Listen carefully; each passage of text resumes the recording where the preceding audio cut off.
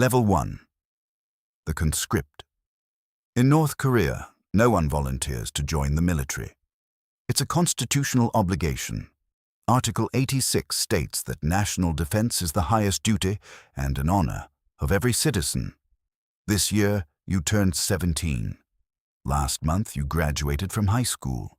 You studied math, the Korean language, and the revolutionary history of the Kim family. Most of all, you've memorized the birth dates, birthplaces, and key achievements of Kim Il-sung, Kim Jong-il, and Kim Jong-un. In the Democratic People's Republic of Korea, no lesson is random. Each one lays the groundwork for the military service your life will be built around. Every citizen enters service to defend the Kim dynasty, and every soldier is expected to understand that before they're ever trusted with a rifle. On a Tuesday, your conscription notice arrives. You show up at the intake center. Then comes the part that really hits you. Men serve for around 10 years, while women serve until they're 23. 10 years, not 2, like in South Korea. 10 full years. When you enter the army, you're a 17-year-old teenager. By the time your service ends, you're no longer just stepping into adulthood. You're a grown man, pushing 30. Your head is shaved. You're issued a uniform that's either too big or too small. The DPRK's textile industry simply can't produce enough properly fitted gear for its 1.3 million active duty personnel. You're given a pair of boots. You're not given enough food. You get on a truck. You're headed north, toward the military demarcation line. You don't yet know what the next 10 years will bring, but you're about to find out. Level 2. The private. You're assigned to an infantry unit in a forward-positioned division, about 90 miles from the military demarcation line. This is where the bulk of the country's forces are concentrated, nearly 70% of its active military. Around you are roughly 700,000 soldiers, backed by 8,000 artillery systems and 2,000 tanks. Once your service begins, you come to a harsh realization. Your unit is considered expendable. Because of that, you're left to serve in North Korea's minus 20-degree cold without proper heating. And as if that weren't enough, you sleep on wooden platforms with 40 other soldiers under thin blankets. That's when it really sinks in. Body heat is a shared resource. Your daily ration is supposed to be 800 grams of rice or corn. That's the maximum. Most of the time, it's less, 500, maybe 600 grams. In the years of famine, they say soldiers got as little as 300 grams, or nothing at all. Units were ordered to gather food from civilian supplies, grow what they could, or take it by force to supplement their rations. And they did. During the famine years, somewhere between 600,000 and 2.5 million people died. Food was prioritized for the military first, and only then for civilians. Even so, soldiers were dying too. Every day of your service, you're hungry. Not figuratively, physically. It's a constant hunger, wearing down your focus, your strength, your ability to learn, and still, you're expected to train. Your rifle is a Type 58, a North Korean copy of the AK-47. Many of them have been in use for at least a decade. It's entirely your responsibility. Spare parts are scarce. You clean it every single day because you know inspections are unforgiving if a weapon isn't properly maintained. And the consequences go far beyond a simple reprimand. Reality hits you again. You're packed into a concrete room with 50 other men. There's no heating. To avoid freezing, you sleep in your uniform. One night during service, the rations go missing. Without any investigation, the officers punish everyone. Shirts are removed, and you're forced to kneel in knee-deep snow for 3 hours in total silence. That night, your bunkmate leans in and whispers, "This isn't right." By morning, his bed is empty. No explanation, no questions, just gone, as if he had turned to dust. And in that moment, you learn something you won't forget. In this army, silence is survival. If you enjoy listening to videos like this, more are coming. Subscribe for more. Level 3. The Corporal. You've now completed 3 years of military service. In the North Korean Army, advancement is based on 2 things: length of service and political reliability. So what does political reliability actually mean? It traces back to your family history, the actions of your male ancestors during the Korean War and the Japanese occupation. Based on that legacy, soldiers are placed into one of 3 categories: loyal, wavering, or hostile. If your grandfather fought for the South, or had ties to landowners or Christians, you're immediately placed in the hostile category, and your military career is permanently limited to the lowest ranks. If your classification is loyal, advancement is possible. You've learned how to perform loyalty, not to feel it, just to perform it. In the DPRK, that distinction becomes one of the most important survival skills you can have. You're now in command of a small team of 8 to 10 soldiers, level 4. The sergeant. The 5th year of your military service under these harsh conditions comes to an end. You're given a new rank. Now you're in charge of a squad of 30 to 40 men. Boys, really. They're the newest recruits, just 17 years old, thin and visibly frightened. And it brings you back. You remember your first day of service. In this army, your main duty isn't combat readiness, it's construction. A soldier is, above all, North Korea's largest construction workforce. Soldiers build roads, dams, monuments, housing blocks, and tunnels that honeycomb the mountains along the military demarcation line. It's said that there are over 11,000 underground military facilities in North Korea. Your unit's last 8 months have been spent digging a tunnel complex designed to protect artillery from airstrikes. The hardest part is that everything is done by hand, and in every other respect too, priority and resources always seem to go to other units and projects. Since 1953, there has been no open war, yet you still lose men. Poorly supported structures and minimal engineering standards mean soldiers are often crushed under tons of rock during construction work. You also lose them to malnutrition, tuberculosis spreading through unheated barracks, parasitic infections from contaminated water, and those who attempt to escape. Military desertion carries the possibility of severe punishment, including capital punishment. In many reported cases, consequences may also extend beyond the individual soldier. This is linked to what is often described as a system of collective responsibility applied in political and security-related cases, where close family members, parents, siblings, and sometimes even more distant relatives may also face penalties alongside the accused. During your service, you lost 1 man to desertion. You filed the report. The political officer handled the rest. You don't know what happened to his family. In truth, you do. But you learned long ago that silence is another form of survival. Level 5. The Junior Officer. You graduate from the Kangkon Military Academy as a commissioned officer. Your family's loyalty is reviewed again, and your political reliability is reassessed. The officers evaluating you understand something very clearly. Allowing someone deemed ideologically unreliable to command troops is not just a risk to the unit. It is a risk to the entire system. You are now in command of a company. Alongside military training, you're also responsible for political education. You quickly discover that both exist in constant tension. Political sessions consume hours that could otherwise be spent on weapons training, physical conditioning, or tactical drills. Yet cancelling a political session is itself an ideological offense, one that could end your career or your freedom. You're paid very little.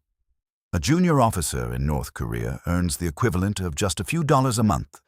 Yes, a few dollars. To increase your income, you do what many officers in the system do: rely on informal means. Small-scale theft, skimming from rations, and participation in the jangmadang, the unofficial black markets that emerged after the famine and now function as a parallel, semi-hidden economy across the country. Military supplies sometimes end up there as well. You are a company commander, a small-scale black market trader, and a participant in a system of universal corruption. You see no contradiction between these roles, because at every level of the army and the party, everyone is doing the same thing. The system functions only because corruption is universal. The official economy is a fiction. The informal economy is where survival actually happens. Level 6. The senior officer. So you reach the 15th year of your service. You first command a company and then a battalion. Around 500 to 800 soldiers. By now, you are deep inside the system. Far deeper and far different from what the textbooks describe. The North Korean military is organized around loyalty to the Kim family, a system of patronage governed by rewards and punishments, where even generals are said to live under constant fear. You are required to attend mandatory celebrations: the birthday of Kim Il-sung, the birthday of Kim Jong-il, the founding of the Workers' Party, the founding of the KPA, and the anniversary of the Korean War armistice. Each event demands a display of enthusiastic loyalty from your unit and from you. Crying, applauding, synchronized expressions of gratitude, all choreographed weeks in advance and rehearsed with the same intensity as military drills. Because in North Korea, performing loyalty is survival. At memorial ceremonies for deceased members of the Kim family, soldiers who do not appear to weep convincingly are noted. Those who do not clap loudly enough are also recorded. Sincerity behind the performance is irrelevant. What matters is the performance itself. Failure to carry it out with sufficient visible intensity is reported. And reporting means documenting. Documentation means it is added to your personal file for future use. You have witnessed high-ranking officers disappear, arrested, sent to prison camps, or executed. Sometimes for genuine disloyalty, sometimes for insufficient enthusiasm, sometimes for reasons never explained at all, because the purpose of arbitrary punishment is not justice. You come to understand something new. On the border, you survived by firing a weapon. Here, you survive by reporting. The tools are different. The mechanism is the same. Level 7. The Colonel. Your command now extends to between 2,000 and 5,000 soldiers. You are part of the higher military leadership. You attend briefings at Corps headquarters and maintain contact with general officers. You gain access to information that ordinary soldiers and junior officers will never see. At this level, you begin to see how different reality is from what you were taught. The tanks are T-62s from the 1960s. The aircraft are MiG-21s from the same era, kept flying without a reliable supply of spare parts. You prepare readiness reports describing your brigade as combat ready, because an honest report could end your career, or even your life. Every colonel submits the same reports. Every general reads them, knows they are false, and sends the same kind of reports upward. Everyone understands that telling the truth is effectively a death sentence. Because the truth is this: the world's fourth largest army is built on ideology, fear, and hunger. And the system that sustains it stands on the willingness of 1.3 million people to convince themselves. Level 8. The General. You are among an estimated 2,000 general officers in the KPA, a number so inflated that the rank itself has become less a measure of military competence and more a reward for loyalty. Your promotion is approved by the Central Military Commission, personally chaired by Kim Jong-un.